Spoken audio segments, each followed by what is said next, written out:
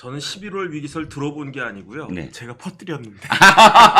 근원 진앙지입니다. 좀 예. 퍼지고 있나요? 약간 보람이 생기네.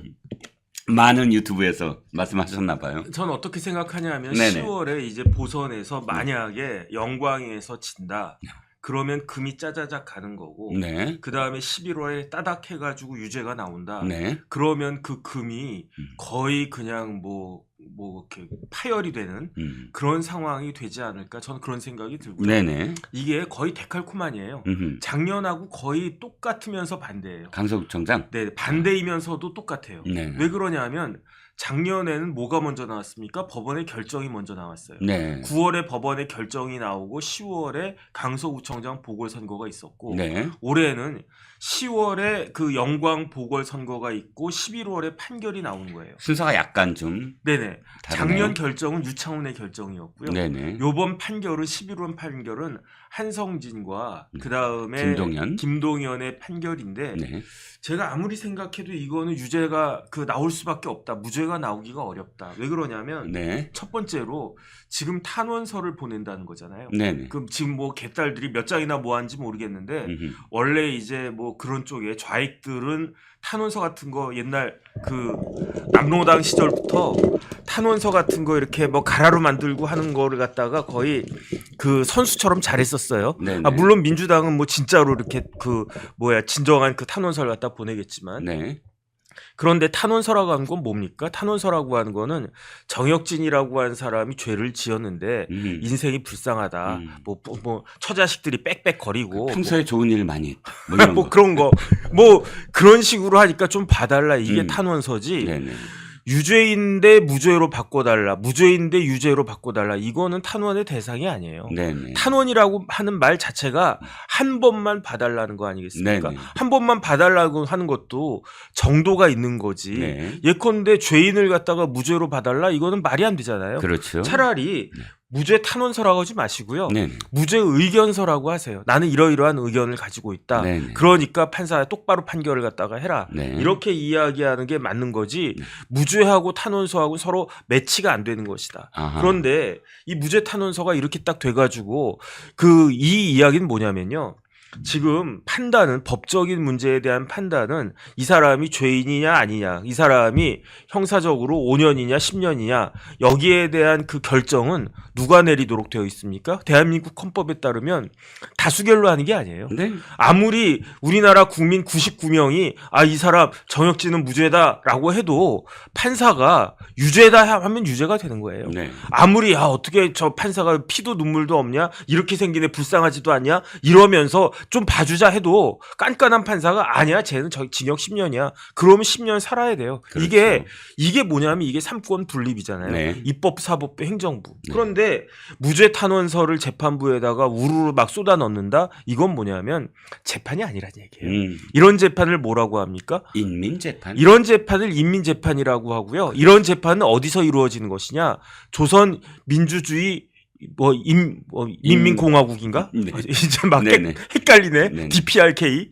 거기에서나 있는 거니까 제가 만약에 재판장이라고 하면은 이거는 무지무지하게 재판부한테 굉장히 모욕하는 거거든요. 네. 당신 판사야? 당신 판사 아니야? 우리가 판사야, 우리가. 당신은 허수아비일 뿐이고 우리가 봤을 때 이재명은 무슨 짓을 했더라도 무죄니까. 그러니까 무죄 때려. 이렇게 압박을 갖다가 하는 건데 그럴 거면 판사가 뭐가 필요하며 그럴 거면 옛날로 치면 사법연수원이 뭐가 필요하며 지금으로 치면은 로스쿨이 뭐가 필요합니까? 그냥 아무나 그냥 개딸들 중에서 그냥 반반하게 생긴 사람을 갖다가 딱 찍어가지고 이번에 너 판사해라. 그 다음에 이번에 너 검사해라. 이번에 너 경찰해라. 이러면 되는 거지. 네. 그러니까 이거는 사법부를 모욕하는 것이다. 저는 그런 생각이 들고요. 네. 그 다음에 이와 같이 명명백백한 사건에서 예컨대 저는 어떤 생각을 처음에 했냐면은 네. 만약에 이번에 무죄 판결이 나온다. 네. 그럼 검찰이 어마어마하게 큰 역풍을 맞겠구나라고 생각을 했는데 네네. 그런데 생각이 바뀌었어요. 왜요? 무죄가 나오면 검찰도 역풍을 맞겠지만 네. 법원도 자유로울 수 없다. 아. 이거는 저부터도 그 말이 안 된다고 생각을 하거든요. 네네. 이런 식으로 판사가 판결을 갖다가 한다라고 하면 그 사람이 무슨 판사냐. 저는 그런 생각이 들거든요. 네. 1 더하기 1은 2지 않습니까? 근데 네. 1 더하기 1은 1이래. 1 더하기 1은 1이래. 하나 더하기 하나가 하나래. 이런 식으로 계산하는 사람을 어떻게 수학 선생으로 앉혀놓을 수 있겠습니까? 네. 그런 식의 판단을 갖다가 한 사람이면 자격이 없다. 저는 그런 생각이 들기 때문에 네네. 그 다음에 만약에 이 사건에 대해서 이렇게 뭐 유무죄나 양형에 있어서 비상식적인 판결을 한다라고 하면요. 네. 본인이 제일 잘할 거예요. 그렇죠. 한성진 부장이나 김동연 부장 본인이 누구보다도 더 잘 알 것이다. 저는 그런 생각이 들고 그 다음에 이거는 작년에 유창훈 부장판사랑 또 달라요. 네. 뭐가 다르냐? 네. 작년에 유창훈 부장판사는 네. 영장 전담 부장판사인데 네. 부장판사니까 옆에 뭐 배석이 있는 것처럼 생각하는데 그렇지가 않아요. 네. 영장 전담 부장판사는 혼자서 외롭게 그냥 고독하게 결정을 하는 게 그게 영장 전담이야. 네네. 그런데 네. 이 사건은 이 케이스는 네. 부장판사인데 옆에 배석들이 있단 말이에요. 네네. 지금 우리는 이름을 한성진과 김동연만 기억하지만 네네. 한성진 부장 옆에 좌배석 우배석 있고요. 김동연 부장 옆에 누가 있느냐? 좌배석 우배석이 있어요. 네네. 그러면 그 사람들도 똑같은 판사들이거든요. 그렇죠. 그럼 예컨대 만약에 한성진 부장이 야 이거는 이렇게 가자라고 몰고 간다라고 해도 네. 옆에 있는 배석들이 똑같이 그것을 따라서 아유 우리 부장님 말씀이 맞습니다. 뭐 훌륭하십니다. 이런 식으로 따라가지 않는 이상 제가 만약에 네. 그 이종근 부장판사님이란 말이에요. 네. 평소에 제가 존경하고 뭐 우리 부장님 대단하셔 그러는데 네. 갑자기 이런 사건에 있어서 말도 안 된 쪽으로 막 밀고 가려고 그래. 그러면서 야 저기 정판사 그냥 내가 시키는 대로 해. 그러면 네. 참다가 저 같은 경우에는 폭발하지 않을까? 저는 그런 생각이 들기 때문에 네. 판사들끼리는 또 서로 눈치 보거든요. 아무리 부장과 배석이라고 하더라도. 그렇군요. 그런 것들을 종합적으로 고려했을 때 11월에 이재명 대표나 민주당이나 개딸이 기대하는 것과 같은 그런 판결이 나오기는 무지하게 어려울 것이다. 더군다나 그 네. 판결이 열흘 연속으로 똑같이 이재명이 기대하는 그런 판결이 나오는 것은 거의 제로에 수렴한 것이다라고 저는 생각하기 때문에 네. 이거를 드디어 이제 아는 거예요. 누구 생각하면 되냐면은 이수진 전 의원 생각하면 돼요.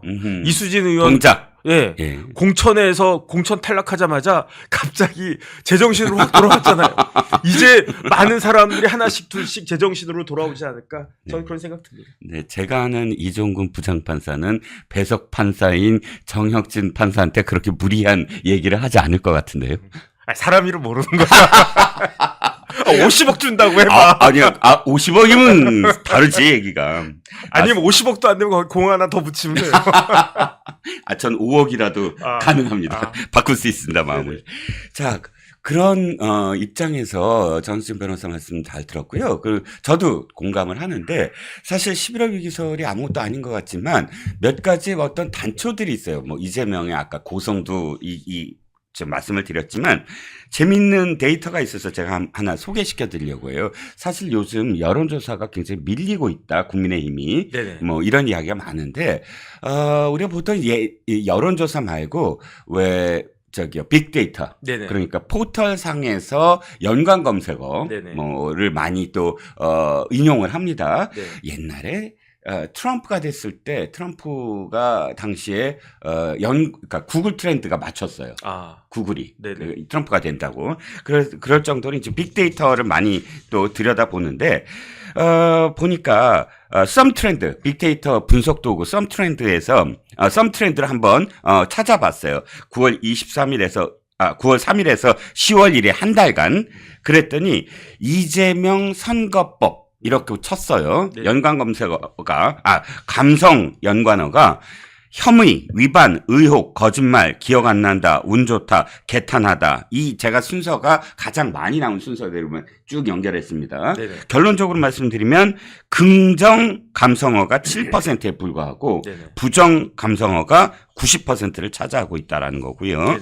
자, 두 개 구형이 연달아서 있었던 기간인 9월 21일에서 10월 1일까지 이재명 대표를 눌러봤더니 공직선거법, 사법, 징역, 사건, 수사, 검찰 이 순위로 나왔다는 거예요. 네네. 보통 당대표 그러면 예를 들어서 정치와 관련된 어떤 검색어가 나와야 되잖아요. 네네. 어떤 정책이나 혹은 발언에 관련된 부분이나 그런데 지금 말씀드린 징역, 정치, 사건, 수사, 검찰 이 순위로 검색어가 나왔다는 건 이재명에 대한 어떤 연상 이 완전히 부정적인 그러니까 사법과 관련된 그런 연상어가 그러니까 완전히 뒤덮고 있다라는 거죠. 저는 이재명 대표는요. 네. 지금 오징어 게임을 하고 있다라고 생각을 하거든요. 네. 그러니까 20고개를 넘어야 돼요. 네. 20고개를 넘으면 대통령이 되는 거야.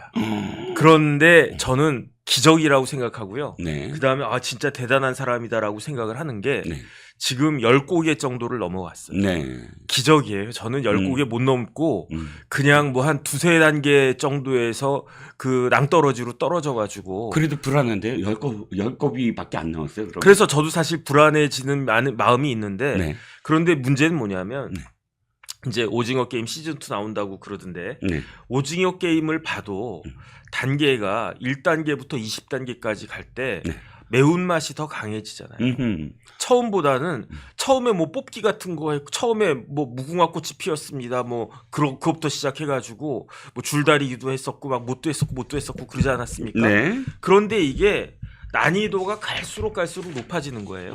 그런데 지금 이 난이도가 굉장히 높은 난이도가 두 개가 이제 연속으로 그 눈앞에 있는 거예요. 네. 그러니까 이런 것들을 과연 넘을 수 있을까?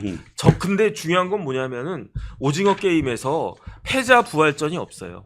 오징어 게임에서는요. 한 번 그 삐끗하면은 그 순간 탈락하는 거 아니겠습니까? 탈락 죽음이죠, 그냥. 네네. 그렇죠.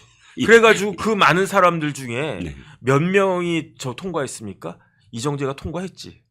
제 기억이 예, 맞아요. 이정재 혼자 통과했죠. 혼자, 예. 그 다음에 이정재 후배 뭐 서울대 경영학과 나왔나 아주 머리 무지막지하게 좋은 그 친구도 중간에 결국 탈락했잖아요. 네네. 그러니까 과연 이거는 머리만 좋아서 안 되고 운도 좋아야 되고 천시와 지리와 뭐 그 다음에 인화가 다 합쳐져야지 가능한 그런 프로젝트인데 그런데 과연 이게 될까? 저는 좀 이렇게 긴장되는 마음이긴 하지만 그래도 쉽지 않을 것 같다는 그런 생각을 계속 하고 있는데 어찌됐든지 간에 그 요번에 그 판결이 어떻게 나오는 게 봐야 될 것 같고요. 네. 그 다음에 이 판결이라고 하는 게 네. 1심도 있지만 2심, 3심이 있단 말이에요. 네. 그런데 사실은 이재명 대표가 목소리가 높아졌다고 그랬지 않았습니까? 네. 그 목소리가 왜 높아졌을까? 전 생각이 조금 달라요. 왜요? 선거 때문에 목소리가 높아진 게 아니에요. 왜냐하면 내가 예컨대 제가 그 회사에서 뭐 이제 제가 과장인데 네네. 부장님한테 엄청 깨졌단 말이에요. 네네. 그럼 집에 와서 어떻게 합니까? 집에 와서 우리 애라도 잡고 우리 애라도 뭐 근데 이제 우리 와이프 눈치 봐가지고 우리 마누라가 아니 내일 모레가 시험인데 어디서 애를 잡으려고 그러면은 차라리 강아지라도 잡지 않습니까? 저는 불쌍한 강아지. 이재명 대표가 네. 지금 신경이 굉장히 날카로워요. 곤두서 있기 때문에 뭐 영광선거 설마 지겠습니까? 민주당이 뭐 질 수도 있지만 뭐 압도적으로 지거나 그런 거 아니잖아요. 예. 뭐 거의 그냥 왔다 갔다 뭐 지금 그런 정도인 것 같은데 네. 그런데 요만한 거 가지고도 지금 마음이 심기가 이재명 대표는 편치가 않으시기 때문에 네. 그렇기 때문에 더 진노할 수밖에 없고 더 폭발할 수밖에 없는데 네. 왜 그렇게 심기가 안 좋은 것이냐? 구형이 2년 3년 나온 것도 크지만 네. 더 큰 게 있어요. 어떤 거요? 더 큰 게 뭐냐면 네네. 대법원장이에요. 조희대 대법원장. 대법원장이 지금 네. 뭐라 그럴까 이재명 대표 입장에서 보면 네. 눈치 없게 어허. 아니 왜 재판을 빨리 한다고 지랄이야 지금 이러고 있을 거란 말이에요. 그렇지. 말도 안 돼. 선거법 특히나 633 지켜라. 그러니까요. 예. 지금 이재명 대표가 2년 2개월이나 그 1심을 갖다 끌어왔는데 네네. 그래서 윤 대통령 임기 시작한 지 거의 한 절반을 잘라 먹었는데 네. 그러면은 나머지 2개 가지고 나머지 절반만 잘라 먹으면 나는 된다 이 생각하고 있지 대통령 않았습니까? 된다. 진짜 되겠네 이런 생각을 하고 있었을 텐데 왜 갑자기 뜬금없이 조희대 대법원장님이 불쑥 일어나셔가지고 네네. 3개월에 끝낸다 이렇게 이야기를 하니 6개월이면요 네. 그 내년에 제가 봤을 때 네. 조희대 대법원장 말씀대로라고 하면 네. 내년 2025년 6월이면은 대법원까지 확정 판결 나옵니다. 네. 그러면 그때는 게임이 완전히 끝나는 거예요. 완전히 끝나는 것이다. 저는 그런 생각이 들고 그 다음에 다른 사람도 아니고 조희대 대법원장이 633 지켜야 된다라고 말씀하셨으니까 최소한 대법원 3개월은 끝난 거예요. 그렇죠. 대법원에서 아니 예컨대 저야 뭐 그러니까 뭐 거짓말을 그냥 뭐 수시로 밥 먹듯이 하는 사람이니까 내가 뭐 3개월이라고 하니까 진짜 3개월인 줄 알았냐 이렇게 이야기할 수 있지만 네네. 우리 존귀하신 이종근 실장님 같은 아하. 경우에는 말씀 한 번 뱉으면 웬만하면 다 지키잖아요. 그러니까 이제 그와 같은 그 이종근 실장님보다도 훨씬 더 바르게 살아오셨다라고 저는 믿어 의심치 않는 조희대 대법원장이 네네. 대법원에서 3개월 그 기간 지켜야 된다. 이거는 훈시 규정이 아니고 임의 규정이 아니고 강행 규정이다라고 말씀을 하셨으니까 네. 대법원은 3개월이면 끝난다는 이야기예요. 네네. 그다음에 그러면 고등법원에 있는 그 부장 판사들도 그래도 대법원장 눈치 봐야 되지 않겠습니까? 그렇죠. 그러니까 제가 봤을 때 고등법원에서 아무리 길게 끌어봤자 네. 3, 4개월이면 끝날 거고요. 그다음에 사건 자체가 어려운 사건이 아니라니까 그렇죠. 이거를 2년 2개월이나 끌었다는 게 진짜 대단한 거라니까. 그렇죠. 그러니까 이재명 대표 심기는 지금 무지무지하게 지금 복잡하고 막 짜증나고 그럴 것이다. 그런 생각 듭니다.